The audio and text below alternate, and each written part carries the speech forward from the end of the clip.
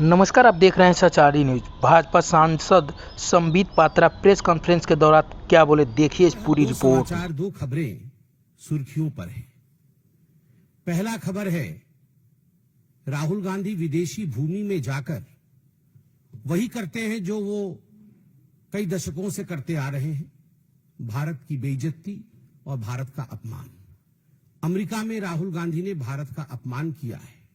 ये कोई नई बात नहीं है, पहली बात नहीं है, ये एक सुर्खी है आज की। इस पर हम विस्तार से बात करेंगे। और दूसरी बड़ी खबर है कि आज से कांग्रेस के तमाम बड़े नेता चोर मचाए शोर, ये देश के भिन्न भिन्न भागों में जाकर आज से प्रेस कॉन्फ्रेंस करेंगे मां बेटे को बचाने के लिए।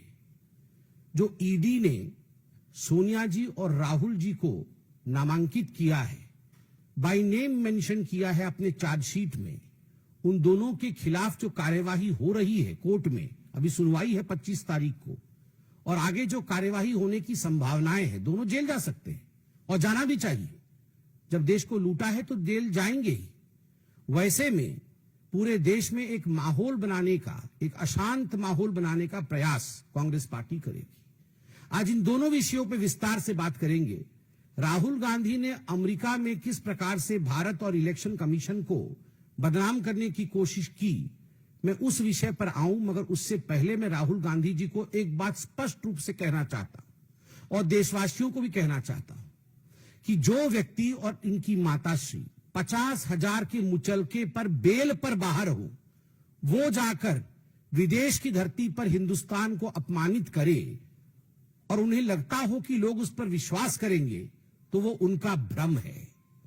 Those who are out on bail of 50,000 rupees, if they feel that they can destroy the image of this great democracy by speaking outside of this country, then they are totally on the wrong side of the line.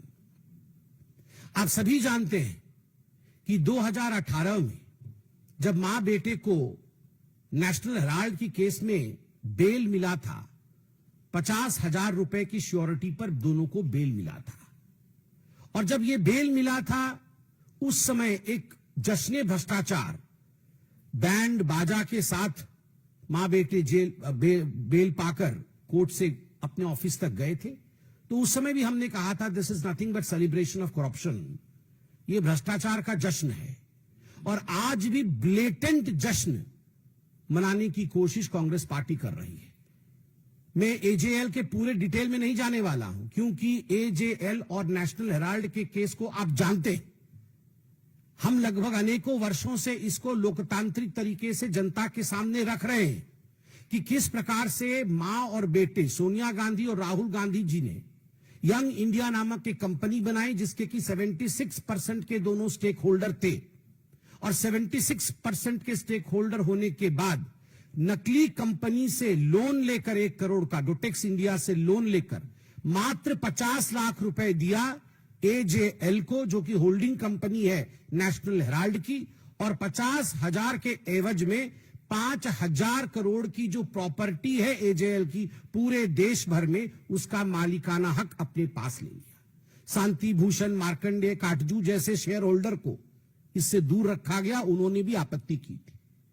मगर विषय यह नहीं है जो कांग्रेस के खड़गे जी कह रहे हैं, चिदम्बरम जी आज कहने वाले हैं और कह भी रहे हैं कि ना कोई संपत्ति बेची गई, ना कोई संपत्ति वहां से हिला। तो गड़बड़ी हुई कैसे?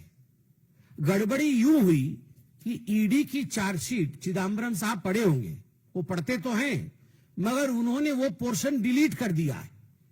ईडी ने बहुत स्पष्ट रूप से कहा है कि ये जो प्रॉपर्टी है एजेएल की, चाहे वो बहादुर शाह जफर मार्ग पर हेराल्ड बिल्डिंग हो, चाहे वो लखनऊ में उनकी प्राइम लोकेशन पे प्रॉपर्टी हो, चाहे वो भोपाल में उनकी प्रॉपर्टी हो। कल माननीय अध्यक्ष जी हमारे आदरणीय जेपी नड्डा जी बहुत ही ल्यूसिड एंड सुंदर तरीके से हिमाचल प्रदेश में किस प्रकार से धांधलेबाजी चल रही है नेशनल हेराल्ड की, उस विषय को हिमाचल प्रदेश की भूमि पर ही रखा, चाहे हिमाचल प्रदेश की प्रॉपर्टी हो। इन सब प्रॉपर्टी, वो प्रॉपर्टी तो वही है, मगर ये प्रॉपर्टी को जरिया बना करके, इस प्रॉपर्टी को औजार बना करके प्रोसीड्स ऑफ क्राइम जनरेट किया जा रहा था।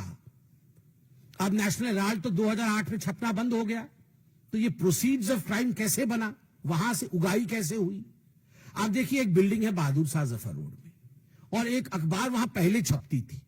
तो इन्होंने क्या किया, बोगस एडवर्टाइजमेंट, हम नेशनल हेराल्ड में एडवर्टाइजमेंट देंगे और उस एवज में 38 करोड़ रुपया जो है ये मां बेटे ने ले लिया। 38 करोड़ रुपए मां बेटे ने लिया है बोगस एडवर्टाइजमेंट के लिए।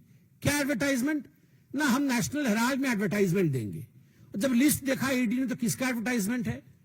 कोई गुड्डू सिंह है, कांग्रेस पार्टी का कोई छोटा सा नेता है, और उसने बोला है मेरे बेटे के जन्मदिन की बधाई मैं दूंगा उस पेपर में, और किसी ने बोला है मैं सोनिया जी के जन्मदिन की बधाई दूंगा, उसके लिए मैं 50 लाख रुपए देता हूं।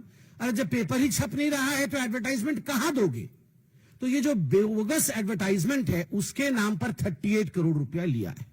ठीक उसी प्रकार बोगस डोनेशन कि हम नेशनल हेराल्ड के लिए डोनेशन देना चाहते हैं, और कई लोगों ने डोनेशन दिया। एक बहुत बड़ी लिस्ट बना करके 18 करोड़ रुपए डोनेशन का जनरेट किया, मगर जब डोनर लिस्ट देखा गया तो लिस्ट ही नहीं है। किसने दिया भैया ये डोनेशन? जब अखबार ही नहीं छप रहा है तो काहे का डोनेशन? तो 18 करोड़ रुपए बोगस डोनेशन आपने लिया है। और बोगस एडवांस रेंट, बिल्डिंग है नेशनल हेराल्ड की बहादुर शाह जफर मार्ग पे, सबसे बड़ी बिल्डिंग है। हम रेंट लेंगे इस बिल्डिंग में, कल से हम यहां पर कॉमर्शियल एक्टिविटी शुरू करेंगे, यह करके लगभग अनेकों कंपनियों ने 38 करोड़ रुपए डोनेट कर, मतलब एडवांस रेंट दे दिया कि हम अगले महीने से वहां अपना कॉमर्शियल गतिविधि आरंभ करेंगे। मगर किसी प्रकार का कॉमर्शियल गतिविधि वहां नहीं है। जब चेकिंग किया गया तो ये जो 18 करोड़ रुपए का बोगस डोनेशन है, ये जो एडवांस रेंट है 38 करोड़ रुपए का, और जो 29 करोड़ का बोगस एडवर्टाइजमेंट है, ये सारे पैसे कहां गए? कुल मिलाकर के ईडी कहती है ये प्रोसीड ऑफ क्राइम्स जो है ये 988 करोड़ का है। ये 988 करोड़ का बोगस डोनेशन आखिरकार मां बेटे के जेब में गया है। तो मां बेटे को लगता है कि वो बच जाएंगे, तो गलत है। They are not going to be excused and they are not going to be saved. The law is going to take over and catch them. कानून के हाथ लंबे होते हैं, ये हमने सुना है, और होते ही है, ये नहीं छूटने वाले हैं। और यही फ्रस्ट्रेशन है, राहुल गांधी जी का यही फ्रस्ट्रेशन है कि आज वो विदेश की भूमि में जाकर भारत और भारत के महान लोकतंत्र को अपमानित कर रहे हैं, उसे बदनाम कर रहे हैं। बॉस्टन के ब्राउन यूनिवर्सिटी में उनका कोई लेक्चर होना है, वो लगभग 3 दिन की ट्रिप में यूएस पहुंचे हैं। और विडंबना देखिए, जब यूएस के उपराष्ट्रपति भारत में है, उस समय यूएस की भूमि में जाकर भारत को अपमानित और भारत के लोकतंत्र के खिलाफ कहना, यह आदत ऐसी ही है कांग्रेस पार्टी की। आप याद करिए, जब कॉमनवेल्थ हो रहा था उस समय भी यूएस में जाकर, और उस समय भारत में भारत के खिलाफ राहुल गांधी और उनकी तमाम जो उनके नेतागण हैं वो कह रहे थे। राहुल जी अमेरिका में जाके इलेक्शन कमीशन को कॉम्प्रोमाइज्ड बताते हैं। वो कहते हैं कि महाराष्ट्र के चुनाव में जिस प्रकार का मतदान हुआ वो एक तरह से फर्जीवाड़ा था। महाराष्ट्र में भारतीय जनता पार्टी को और उनके अलाइज को जीतना नहीं था, और कहीं ना कहीं इलेक्शन कमीशन ने हमारे साथ समझौता किया। मैं राहुल जी से पूछना चाहता हूं, राहुल जी, झारखंड भी तो उसी समय चुनाव हुआ था, क्या आपने इलेक्शन कमीशन के साथ झारखंड में समझौता किया था? आप एक बार सोरेन जी से पूछिए, क्या उन्होंने समझौता किया था इलेक्शन कमीशन से? प्रियंका वाड्रा उसी चुनाव में जो बाई इलेक्शन हुए थे, उसी समय उसी कालखंड में जो बाई इलेक्शन हुए थे, उस बाई इलेक्शन में वो जीत के सदन में आई पैलेस्टाइन का बैग टांग करके। आप बताइए, क्या प्रियंका वाड्रा ने रॉबर्ट वाड्रा की मध्यस्थता से इलेक्शन कमीशन के साथ कोई कॉम्प्रोमाइज किया तभी उसकी जीत हुई, या वो अपने मेहनत पर जीत कर आई? आप ये बताइए कि 240 सीट जब भारतीय जनता पार्टी को विगत लोकसभा 2024 के लोकसभा में जब हमें 240 सीट और आपको 99 सीट मिली, तो आपने पूरे देश में और सदन में भी डिंडोरा पीटा कि ये भारतीय जनता पार्टी की हार है और ये कांग्रेस पार्टी की जीत है। तो was the election commission compromise then? आपने ये जो जश्न मनाया था, क्या हम कॉम्प्रोमाइज थे? और ठीक उसी प्रकार महाराष्ट्र में लोकसभा में हमें 9 सीटें मिली और आपके गठबंधन को हमसे अधिक मिली थी। तो was the election commission compromise then by you? केवल इतना ही नहीं, आपने सामने बैठा करके सदन में अयोध्या सीट हम हार गए, इस प्रकार से आपने पूरा सेलिब्रेशन किया। क्या इसके पीछे आपका किसी प्रकार का कॉम्प्रोमाइज था इलेक्शन कमीशन के साथ? किस प्रकार से यह संभव हुआ? क्योंकि भारत में आज फ्री एंड फेयर इलेक्शन होता है, भारत में आज सजीव लोकतंत्र है, इसी कारण यह संभव हुआ।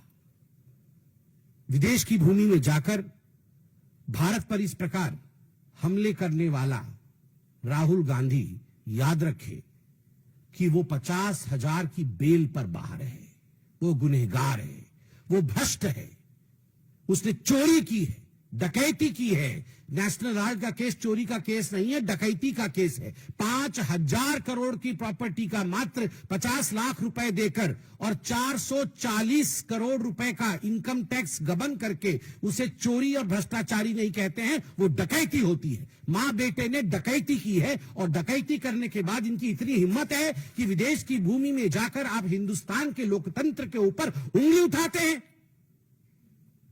राहुल गांधी, आपसे नहीं हो पाएगा हिंदुस्तान में राजनीति, तो जाकर के किसी और देश से चुनाव लड़िए, मगर जिस थाली में खाते हैं अगर उस थाली में आप छेद करेंगे तो आप देशद्रोही कहलाएंगे। You are a traitor. Rahul Gandhi traitor हैं, केवल इसलिए नहीं क्योंकि विदेश की भूमि में जाकर देश की संस्थाओं का अपमान करते हैं और देश के लोकतंत्र को हीन बताते हैं, वो इसलिए भी ट्रेटर हैं क्योंकि देश की संपत्ति का करोड़ों करोड़ रुपए नेशनल हेराल्ड के माध्यम से उन्होंने गबन किया है और केवल अपने सहूलियत के लिए, अपने आराम के लिए गबन किया है। और याद रखिए राहुल गांधी, आप और आपकी माताश्री बचने वाली नहीं है। ईडी के गुस्से को ईसी पर निकाल रहे हो, एनफोर्समेंट डायरेक्टरेट के गुस्से को आप इलेक्शन कमीशन पर निकाल रहे हो। इससे कुछ नहीं होगा। 2 दिन आप पन्नों पे छपोगे, अखबारों में आओगे, मगर ईडी आपको छोड़ेगी नहीं, क्योंकि तथ्य के आधार पर एजेंसीज काम करते हैं और तथ्य ओपन एंड शट केस का है। यह जो नेशनल हेराल्ड का केस है, ये ओपन एंड शट केस है जिसमें मां बेटे ने लूट मचाई है और आपको इसमें छोड़ा नहीं जाएगा। प्रोसीड्स ऑफ क्राइम के साथ आप पकड़े जाएंगे और आप जेल के पीछे जाएंगे। बहुत बहुत धन्यवाद। कोई प्रश्न हो तो अवश्य पूछे।